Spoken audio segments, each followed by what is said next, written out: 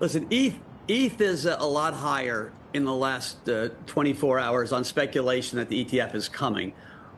Step back a little bit. What seems to have happened is, Donald Trump 2 weeks ago got on stage and said, "I'm the crypto president."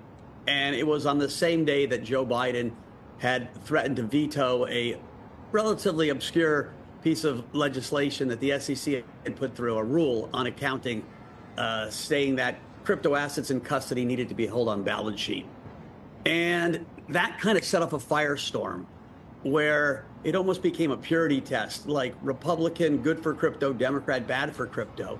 And I think the Democratic regime woke up and saying, this is crazy, right? There are more crypto owners in America than there are dog owners, right? We have 85 million people that own crypto, and a lot of them are single issue voters. And the Democrats looked like they were the party against dogs.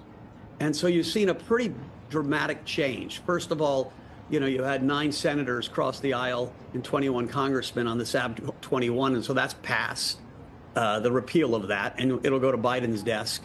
We'll see if he vetoes it or not. And all of a sudden, out of nowhere, what seems to be a complete about face with the SEC on the ETH ETF. And, listen, I don't have any inside info other than talking to people in the markets, and we'll see. We do have an ETF in registrations. I got to be a little bit careful.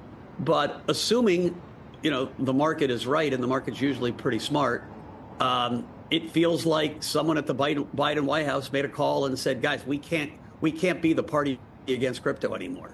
And I think that's a seismic shift, because if those things actually happen, prices are going to be much higher than here.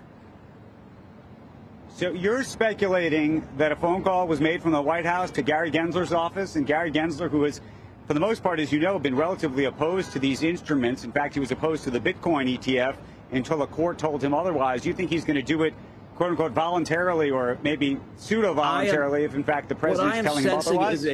I am sensing a widespread shift amongst Democrats that don't want to let crypto be a big election issue, right? The crypto super PACs have raised over $150 million, and they have targeted Sherrod Brown and John Tester, elections that matter dearly to Democrats in swing states, in vulnerable Senate seats.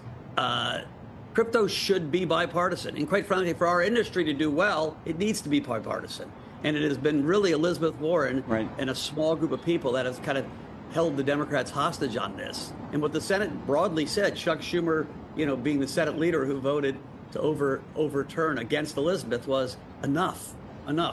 Like, this is becoming dumb. And Mike, so I'm sensing a real shift. You talk about You talk about the industry doing this as if they're separate from you. You've been a big supporter over the years of President Biden. I don't know if you still are, but how much are you part of this effort?